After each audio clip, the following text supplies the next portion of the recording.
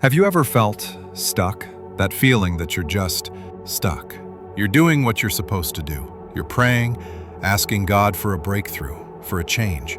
But when you look around, everything is exactly the same. The same four walls, the same struggles, the same feeling in your chest. It's a tough place to be. It can make you wonder, am I doing something wrong? Is God even listening? There's this powerful idea that we can keep praying for change, but nothing happens if we're not moving. It's an easy trap to fall into, isn't it? We can get into this cycle. Pray, wait, see no change, get discouraged, and then just pray and wait some more. We have the same habits, the same daily structure, and then we're surprised when we get the same results. But what if prayer was never meant to be a substitute for action? What if we've got it a little backward?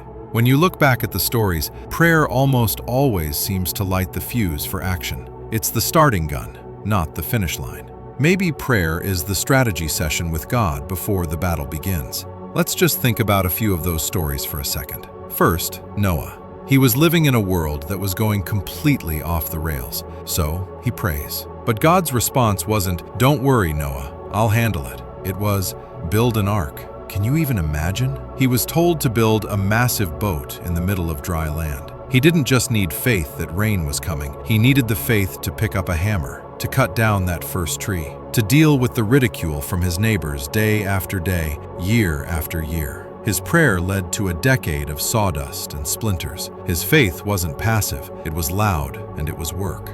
Then there's Joseph. Talk about being stuck. Sold by his own brothers, falsely accused, and thrown in prison. He had every reason to just sit in that cell and pray for his circumstances to change, and surely he did. But when he finally got his shot, he didn't just ask God to end the coming famine. God had given him the wisdom to interpret dreams and a gift for administration. So what did he do? He organized. He created a plan to save an entire nation, storing up grain during the good years to prepare for the bad ones. His prayer positioned him, but his action, using the gifts God gave him, is what brought the deliverance. Or take the story of Nehemiah. He's serving the king, living a comfortable life, when he hears that the walls of his home city, Jerusalem, are rubble. He's devastated. The Bible says he wept and prayed for days, but he didn't stop there. His prayer turned into a plan. He secured permission from the king, he gathered the resources, he traveled to Jerusalem, and he rallied the people. He faced opposition and threats, but he put a tool in one hand and a sword in the other and got to work. His prayer wasn't for the walls to magically rebuild themselves, it was for the strength and the favor to do the rebuilding.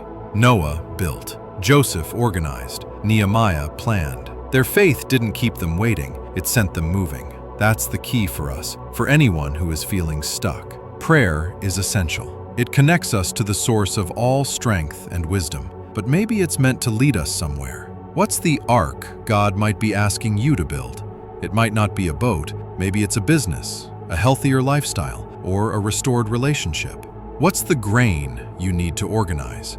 Maybe it's your finances, your time, your talents. What's the wall you need to rebuild? Maybe it's your confidence, your family's foundation, or your own spiritual discipline. Let's be real, it's scary. Moving means we might fail. It means taking responsibility. It can feel so much easier to stay on our knees and leave all the responsibility with God. But faith was never designed to be easy. It was designed to be alive. So, what's one step? Not 10, just one.